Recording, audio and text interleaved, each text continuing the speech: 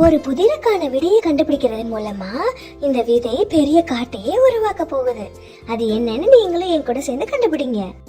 இரவுல மட்டுமே ஒளிரக்கூடிய இந்த மேஜிக் ஃப்ரூட்டோட வெளிச்சத்துல எல்லாம் நிம்மதியா தூங்கிட்டு இருக்காங்க.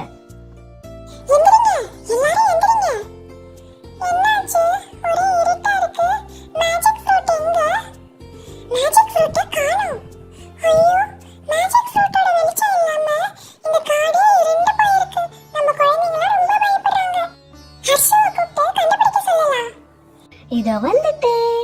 கவலைப்படாதீங்க ஃப்ரெண்ட்ஸ், நான் எப்படியாவது அதை கண்டுபிடிச்சிடுறேன். ஹே முயல் குட்டி, இங்க பாத்தியா? இந்த மேஜிக் ஃப்ரூட்டோட ஒரு பீஸ் இங்க இருக்கு. இங்க இருக்கிற யாரோ தான் இதை கண்டிப்பா புடுங்கிட்டு போயிருக்கணும். இந்த கால் தடங்களை ஃபாலோ பண்ணிட்டு போனா தெரியும்னு நினைக்கிறேன். ஆனா இந்த கால் தடங்கள் யாரோடதுன்னு தெரியலையே. ஹர்ஷோ யோசிச்சுக்கிட்டு இருக்கிற இந்த கேப்ல மக்களே, உங்களுக்காக ஒரு கேள்வி. எந்த ஒரு உயிரினம் தன்னுடைய தலைய 270 டிகிரி வரை திருப்பக்கூடும்? ஆன்சரை கமெண்ட்ல சொல்லுங்க.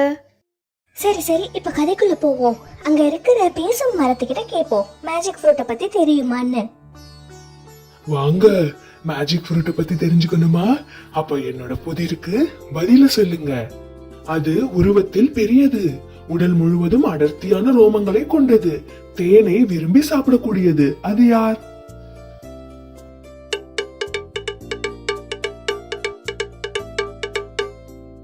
அது கரடி.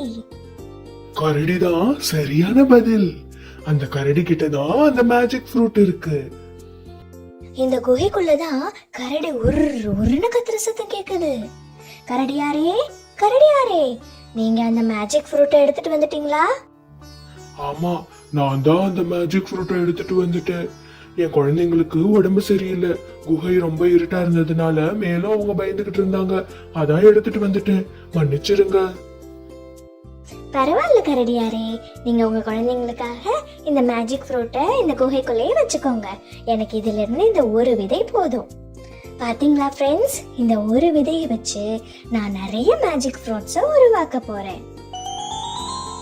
நம்ம எல்லாரும் சேர்ந்து இந்த விதையை மண்ணுக்குள்ள புதைப்போமா? இது பல மேஜிக் ஃப்ரூட்ஸை உருவாக்கும்.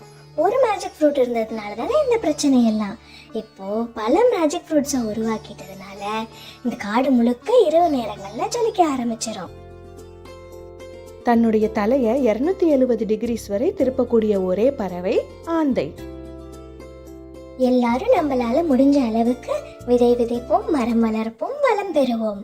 இது மாதிரி சுவாரஸ்யமான வீடியோக்களை பார்க்க நம்ம சேனலை சப்ஸ்கிரைப் பண்ணிடுங்க ஃப்ரெண்ட்ஸ்.